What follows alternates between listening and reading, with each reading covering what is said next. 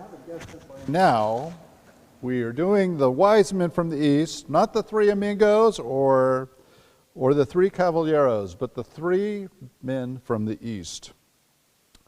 We're going to pick up the story in Matthew, Gospel according to Matthew, chapter 2, verses 1 through 12. Hear the good news.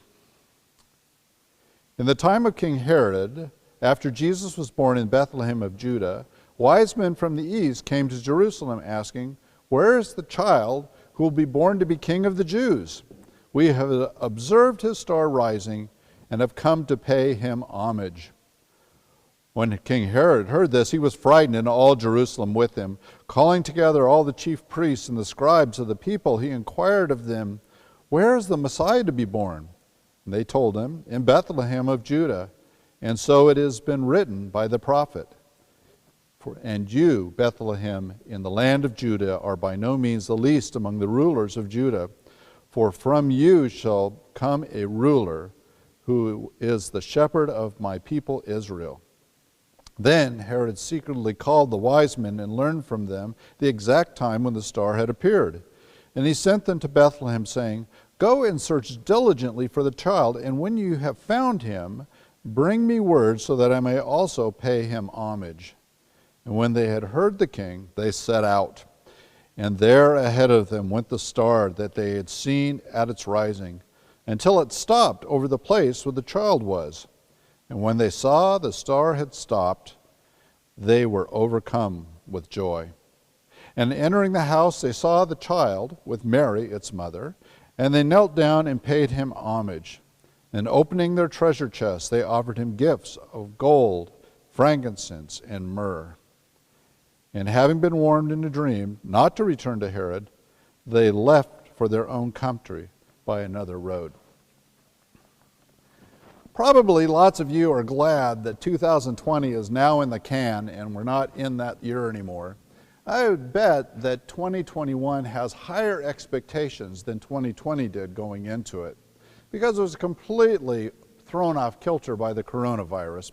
21 is still off kilter, but many of us have hope on the horizon because of the vaccine, which is beginning to find its way around in our communities. I've been on a lot of trips in my life. Some of them by myself, some with other people. I have lost people on trips. It's a very exciting time when you lose a group of people that you're responsible for. But I'd like to recount a trip that I did on my first sabbatical here at the church. I had decided that I was going to do several trips that summer. The largest one was that my son and I did the John Muir Trail together. But the very first one I took was by myself in my old Ford Bronco in the very beginning of May. I got in the car and drove to Death Valley. Now, that was probably not the smartest thing to do in May because it was hot and no one was basically there. But it was the first leg, and I wanted to experience something that on my own that I had only done with other people. My family had always gone to Death Valley in the winter, primarily around Thanksgiving time or sometimes in January. And it was always a very important thing for me to be out in the desert and enjoy the expansive views and to be there it was just a great time with family. But on my own, it was a different experience. I was there experiencing things without other people clouding my horizon or putting input to what I was going to do next. The first thing I noticed was I was lonely. I wasn't with anybody that I could share the experience with, and it wasn't the same as being with the group. The second thing I noticed was it was pretty hot, and so I spent my afternoon basically trying to find shade, which I did because the campground was empty and I could find a tamarisk tree to kind of plant myself under. And I just kind of counted the hours for the sun to go down, for it to cool down a little bit. This is the 1st of May, remind you, and it was over, I think it was like 103. The second day, I got in my car and drove up US Highway 95. But if none of you have been on this before, it's the road that goes from Las Vegas up to kind of the middle of Nevada. It's the UFO highway, if you like that one.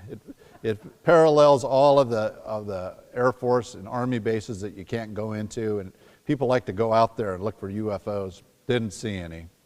I turned at the beautiful city of Tonopah, Nevada. It's a personal favorite for Alicia Martin if she's out watching this, because she got her job at her current location while she was there. And it is the Garden City. And then took a lonely Highway 6 across the rest of Nevada to the far, far edge, where I was going to my destination light, which is the least visited national park in the United States, which is called Great Basin. It's a mountain out in the middle of nowhere in Nevada near the Utah border. I went there because I'd never been there before, and it was a place on the map to see. When I was there, I camped, I looked around, I hiked some. I was so impressed that I drug 8 other people there later that next year to be with me. Journeys are amazing, and when you travel by yourself, you see things differently than you do when you're in a group. Yet, let me tell you that the best journeys are the ones we travel with other people. The wise men story has always been a favorite of mine. We used to move the wise men around when we were kids. You know, you take them from the creche and move them around. We had a member of our congregation who would do the same thing, Gertrude Riggle, who would take the children out and move the wise men around the church. So the wise men one Sunday would be in the sanctuary, and then the next Sunday would probably be in the fellowship hall, and sometimes they were in the entryway, and sometimes they were in the office. They were on a journey. They were finding something new. They were creating an experience that we, even to this day, think about and reflect on, and in anticipation of the journeys that lie ahead. This Christmas has been quite a journey for many of us. It has been not the same as Christmases in the past, not the easy getting together with family or friends, not the social events that we used to hold or normally hold, not the shopping that we normally do, not the carousing that we normally do, not the anything that we normally do. In some ways, with the end of the year, we have all these hopes for the new year. We hope that things will be different than before, and boy, do I hope things will be different than before. I am looking forward to the day that once again it's worship together in a space. But yet, I have come to appreciate through 2020 our ability to stay connected, our ability to see Christ in our midst. And this Christmas season has reminded me, on the 10th day of Christmas, that Christ has bloomed and it glows among us even this day, that our community, even separated out by a pandemic, holds strong, because the one we rally around, the one we worship, the one whom we call the Prince of Peace, is a light and alive among us even today. I pray that your journeys, as we come forward another year, are full of excitement. I pray that you see things in a new way, that your star will rise before you and the world will be made a light by it. I pray that you are safe and secure and that all the good things you want come to pass. But yet I know, no matter what befalls us in 2021, we as a company together have each other to rely on. The community that is formed around Christ and the good news that he brings to the world will sustain us again, no matter what come what may. And that we, as we journey forward in this coming year, will have each other to bear witness to the good news that is around us. For some of us, it will have tears. For some of us, it'll have great joy. But for all of us, we will be companioned by Christ, and we will be moving forward with him as we do ministry in the world.